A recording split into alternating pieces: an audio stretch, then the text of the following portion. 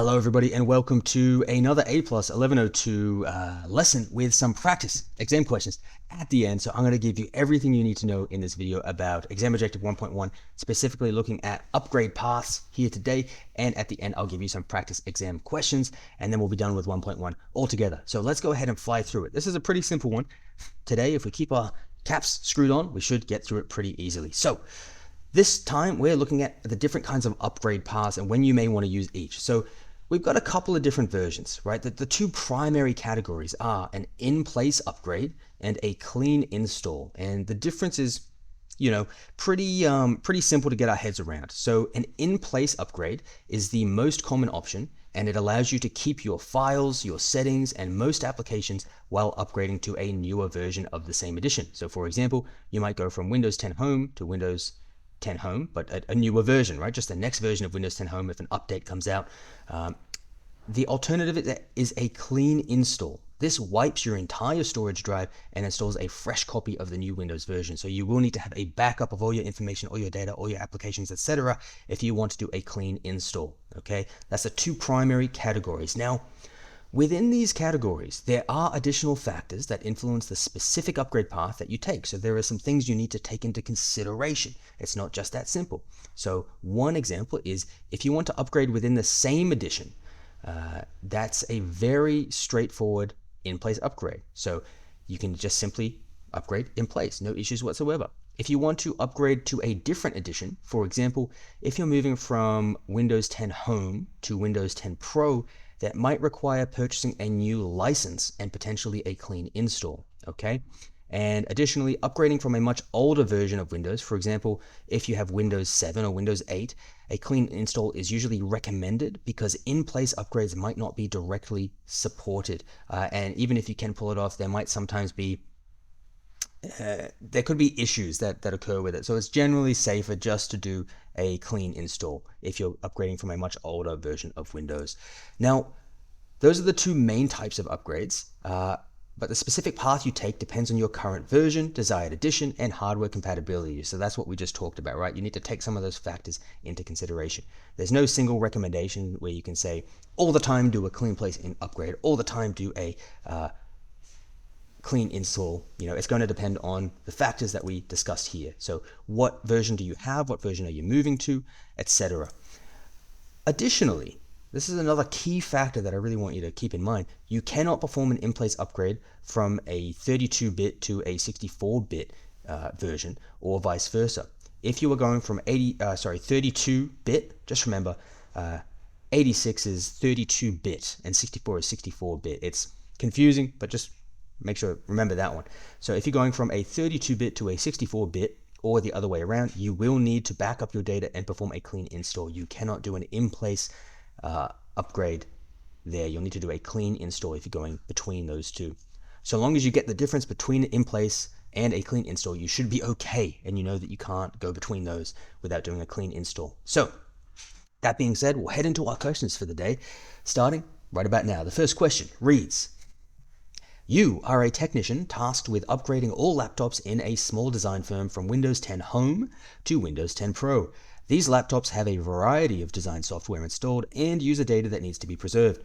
The firm prioritizes minimal downtime for its employees. Which upgrade path would be the most suitable for this scenario? A, an in-place upgrade to Windows 10 Pro. B, a clean install of Windows 10 Pro. C, upgrade to Windows 11 Pro. Or D, there is no suitable upgrade path. A new device purchase is required. Pause the video if you need more time. Your answer coming to you in 3, 2, 1, now. The answer was an in-place upgrade to Windows 10 Pro. Now you can perform an in-place upgrade from Windows 10 Home to Windows 10 Pro, and one of the benefits of doing that, given in the question, was you've got minimal downtime. So a clean install will require more downtime generally, because think about it, you'll have to back up everything and then reinstall everything. It's going to be a little bit more of a lengthy process, and we also wanted that user data preservation. So an in-place upgrade aims to preserve data like documents, pictures, and music, which is the goal that was outlined in that question. If we have a look at the other ones, we had A clean install, I talked about why that wasn't necessarily the go-to here, considering what we were looking for. Upgrade to Windows 11 Pro. The question specifically says they want to go to Windows 10 Pro, so that's just not what they were asking for. And D isn't right. We can choose to do either one of these two in this particular scenario. So hopefully that made sense. Right? Remember, this is only a short video, so if there's some additional questions, you might have to do additional research. I'm just trying to get you on the right path here, but hopefully that made sense to you. And if it didn't, might be time to do some more research on that. Now, that being said, head to the next question, which reads, you're helping a friend upgrade their aging laptop from Windows 7 Home to Windows 10 Pro. Their main concern is ensuring a smooth transition with minimal risk to their personal files and photos. They are comfortable reinstalling a few basic programs if they have to. What upgrade path would you recommend? A. In-place upgrade to Windows 10 Pro. B. Clean install of Windows 10 Pro. C. Upgrade directly to Windows 11 Pro. Or D. This upgrade is not possible. They need a new computer with Windows 10 pre-installed. Pause the video if you need some time. Your answer coming to you in 3, 2, 1.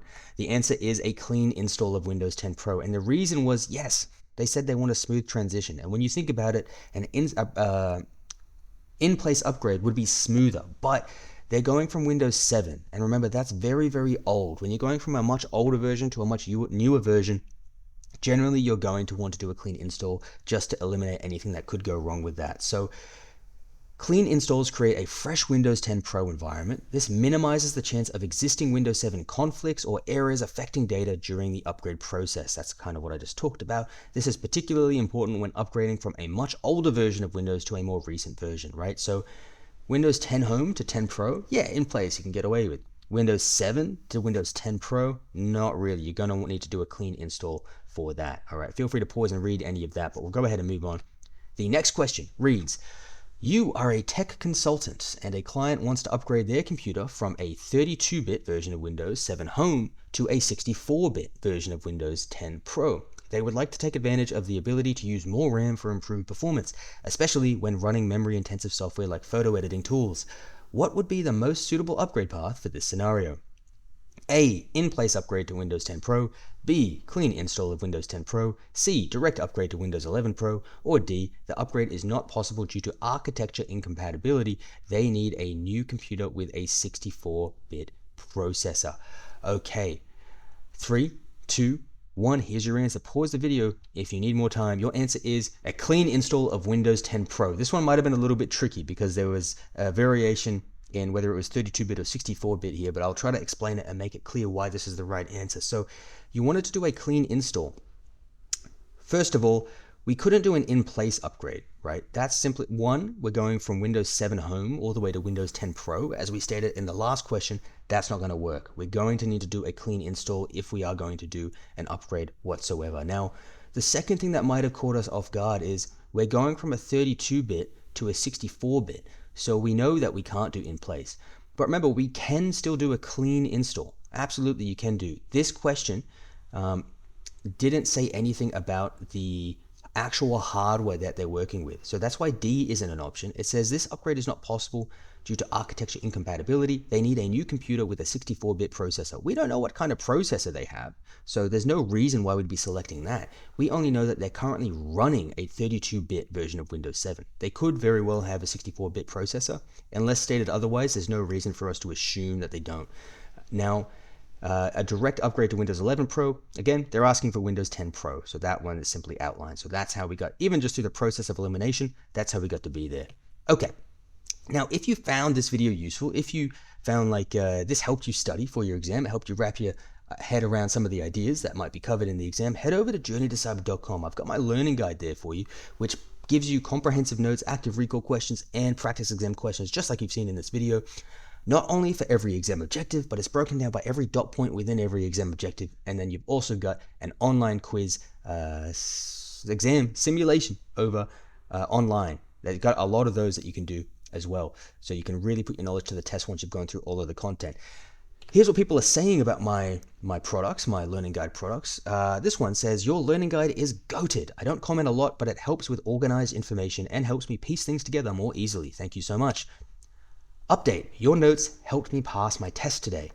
I downloaded your learning guide already. I can see it will help immensely with studying. I tried some other popular resources but struggled absorbing the material. Will you have one for the A+ 1102? This was from my 1101, and I do now. That's what you're watching, so go ahead and grab it at journeytocyber.com. So look, if you think that is something that interests you, head over to journeytocyber.com. I also have performance-based questions over there for 30 Australian dollars, which is like, what, 15 American dollars? So super, super cheap for you guys. And do that. You'll be as happy as this guy. Not necessary. If you only want to do the free content, this is more than enough for you. But if you don't want to wait for the next video to come out and you want access to the highest quality study resources for this exam, as far as I'm concerned, then head over to journeytocyber.com. Otherwise, I'll see you in the next video, guys. Thank you. See you then.